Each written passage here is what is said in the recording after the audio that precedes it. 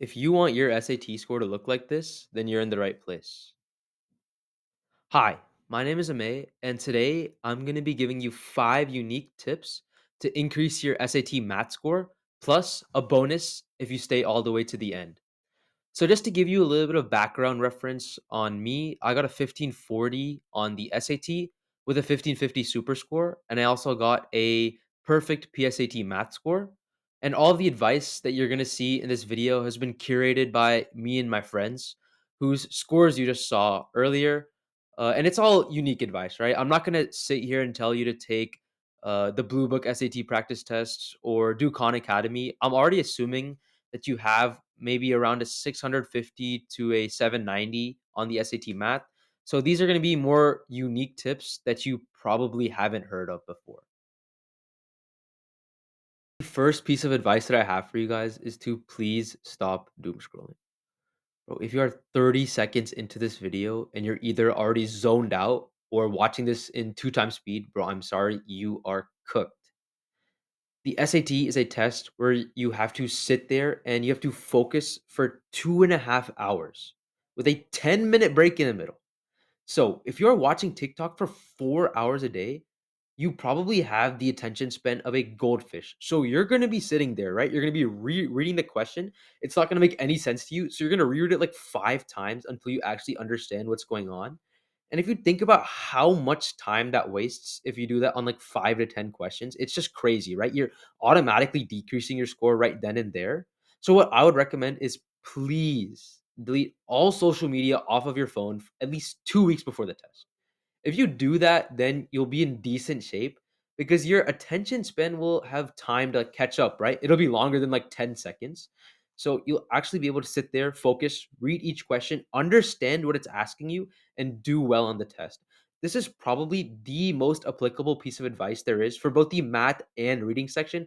It's not just a math only thing. So this will improve your score overall, and it's just good for you mentally. Obviously, social media is horrible. TikTok, Instagram, they fry your brain. So please delete all social media or at least stop doom scrolling. That's probably more important. Just stop doom scrolling. Tip number 2 is a little bit more math specific, and it's don't trust the College Board Blue Book official practice tests. So most of you guys watching this video probably know what I'm talking about, but if you don't, the Blue Book exams are essentially a list of official SAT practice tests released by the College Board. But I mean, if you have either taken the SAT or you've talked to someone who has, you know that these tests are like insanely easy. Especially for the math section, there's probably maybe 3 actually hard questions on each of these Blue Book exams, maybe 4 in some cases. But on the real SAT, there's like 10 of these hard questions, right? So these tests don't adequately prepare you for what you're gonna see on Math Module 2, especially if y'all know what I'm talking about. All those like super hard free response questions, those usually don't show up on the Blue Book test, right? I mean, there's a couple, but it's not on the volume where you're actually gonna learn how to answer those questions.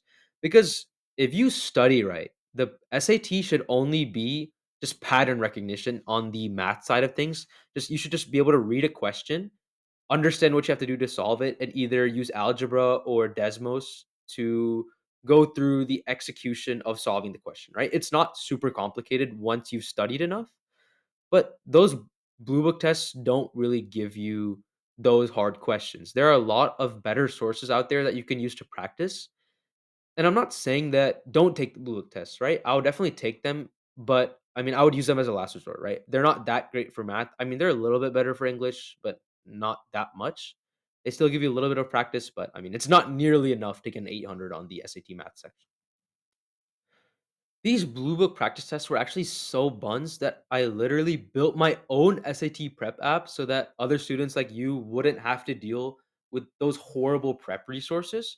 So if you want to check it out, links in the description. The app is called Tutoro, and there's a completely free practice test. It's exactly what I would have wanted if I was studying today. That's why I built it. And all of me and my friends work on it. Again, you saw my friends' scores earlier in this video, so you can trust that it's going to be high quality. So, yeah, go please take that free practice test as soon as you're done watching this video. and review what you got wrong. Make sure to read all the explanations thoroughly, and I definitely think you'll learn something. Okay, now on to tip number 3. Tip number 3 is practice hard questions. This is probably the most important tip out of the entire video because this takes you from like a 750, 760 in math to a 800, right? Again, the title of this video is how to get an 800. So, to get an 800, you need to consistently get the hardest practice questions on the SAT correct, right? You don't really have any other way of doing that. There's no way to luck into an 800 unless you're already like a super like math Olympiad genius or whatever. You have to study these hard questions. But the good thing is there are only a limited number of hard question types, is what I like to call them. So obviously there's like hard systems of equations problems, hard circle problems, etc. And I'm gonna make videos on the channel, basically going over each of those types. That's actually the entire point of me starting this channel. And by the way, this is a brand new YouTube channel. So if you're getting value so far, please feel free to like and subscribe. But yeah, that's also partially why I built Tutoro as well, right? Because I was pretty dissatisfied with the like SAT apps that are around. They're either like super expensive or they're just like trash, right? So make sure that whatever you're using to practice gives you an ample amount of hard SAT math questions in each and every single category, right? So what I would do is literally go to whatever source you're using, click like the filter for hard questions only, and just grind those, right? Because grinding medium and easy level questions that you would typically see in like module 1 or like the beginning of module 2 is, I mean, frankly, it's an absolute waste of your time, right? There's no reason for you to be doing these questions because it's basic high school algebra that you most likely went over in class at school. It's not new stuff to you, right? But a lot of these super weird geometry questions or sometimes these weird advanced math questions or even statistics for that matter, if you haven't taken AP stats, then they're pretty foreign to you, and you're most likely not going to be able to get those just like first try off rip on the real test. So to get an 800, you have to practice hard questions. And on top of that, know all the question types. So this my kind of secret sauce for the SAT was I would spend each like study day that I had practicing a different hard question type. So one day was circles, one day it was algebra, etc. And I'll make YouTube videos on the channel to help you guys do that, but make sure you're finding the hardest possible questions you can answer. Like, even if the question seems like a little bit too hard, right? And it's most likely not going to show up on the actual SAT, simply going through and solving that question, whether it's with Desmos or just like a pen and paper, is extremely beneficial because you train your brain to solve these new question types. Like, unless you're super lucky, there's going to be a new question on the SAT that you haven't practiced or seen before. It's not on any of the blue book tests probably or on like the College Board question bank. So just training your brain to make sure that you can solve new problems with like old methods and formulas is super important. And again, check out my channel for like actual questions that might show up on your test. This is more like a high level video just to give you the general advice so that you can then dive down deeper into like whatever your weak areas are.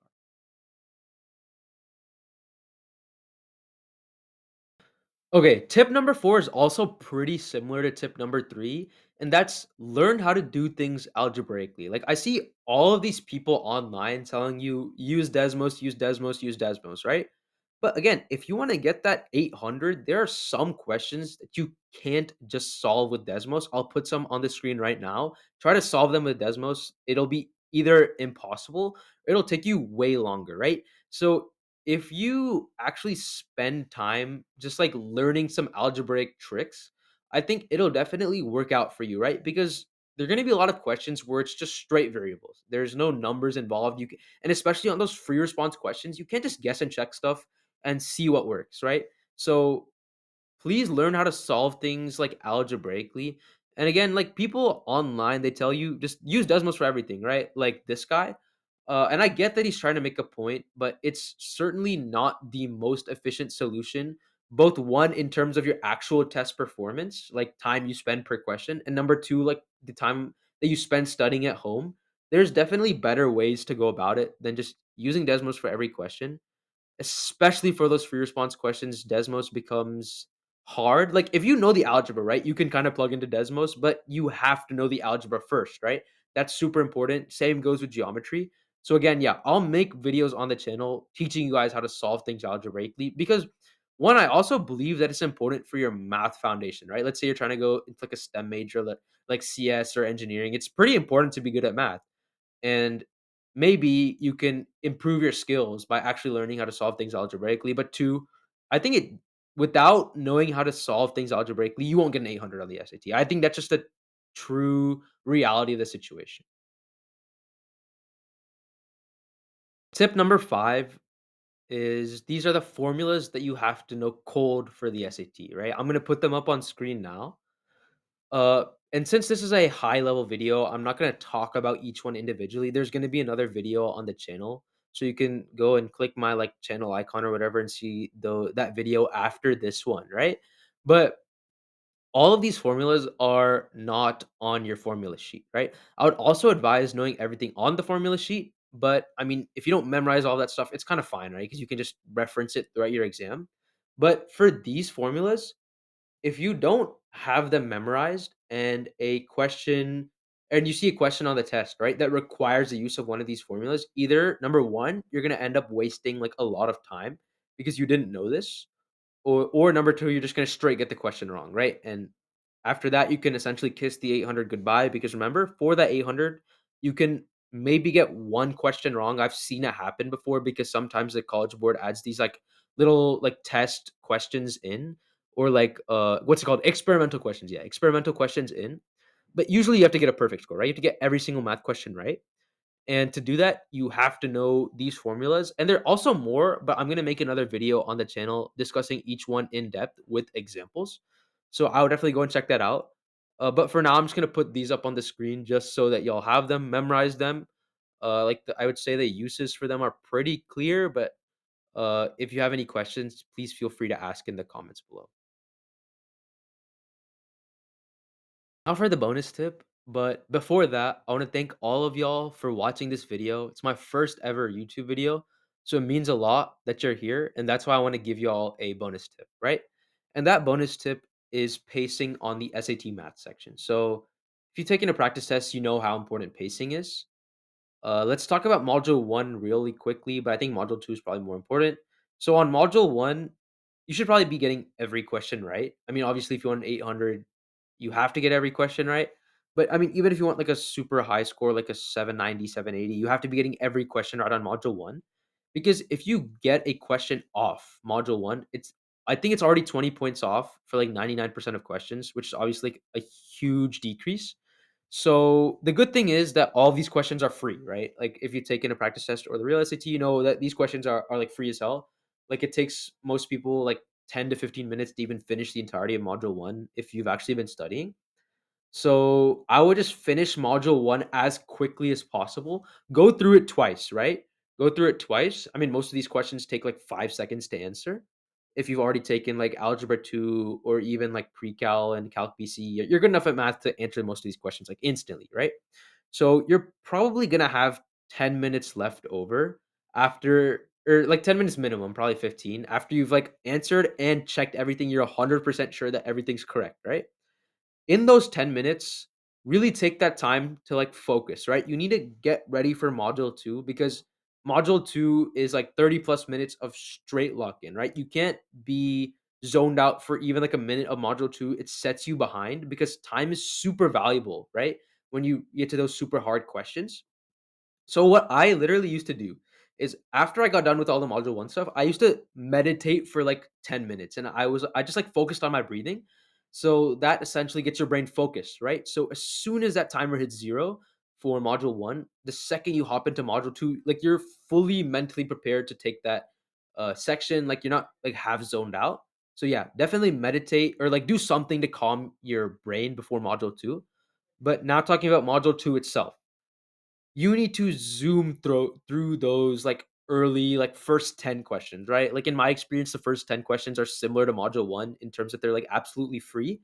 So zoom through those first 10 questions, and then when you start encountering the hard questions, either there's two possible things, right? Either number 1, you've seen this question in practice like stay on that question and answer it, right? If you've already seen it, because you probably have some sort of way to solve it. You kind of have some idea of what to do. But if you've never seen that question before, or you know it's like one of your weak areas, just skip it. Like, don't waste time trying to figure out a question that you're never going to get the answer to. Just skip it, keep going through the test, right? And then come back, like just mark that question for review and then come back to that question and just spend like 5 minutes just straight thinking about it, right? Because what I actually found was like I'll try to answer a question the first time, right? And I'll low key have like no idea how to do it. But if I just came back like 5, 10 minutes later, my brain was a little refreshed from that particular question. So like I don't know, like the way my brain works, it just found another solution, right? So there's a good chance that can happen to you as well if you just give your brain a little bit of time off for that particular question. You go and answer questions that you actually know and then come back. Like I would say that's definitely a good strategy than just sitting there for like 5, 10 minutes, cooking yourself for the rest of the test, just trying to solve that one question. And worst case, you just like guess or like leave it blank, right? But ideally, you come back and you solve it. So yeah, that's the bonus tip. Okay, that's the end of this video. Again, appreciate y'all for watching till the end. It really means a lot. And again, this is a completely brand new channel. So if you could like and subscribe, again, it would be super helpful. Check out Tutoro for a free practice test plus like a question bank of like 11,000 practice questions if you're interested. And I also will have other videos on the channel by the time you're watching this with actual questions being answered and like specific math topics being discussed. If you're interested in English, right, how to get an 800 on SAT English and like specific English questions, those will be coming in the very near future. So yeah, stay tuned and thank y'all for watching. Peace.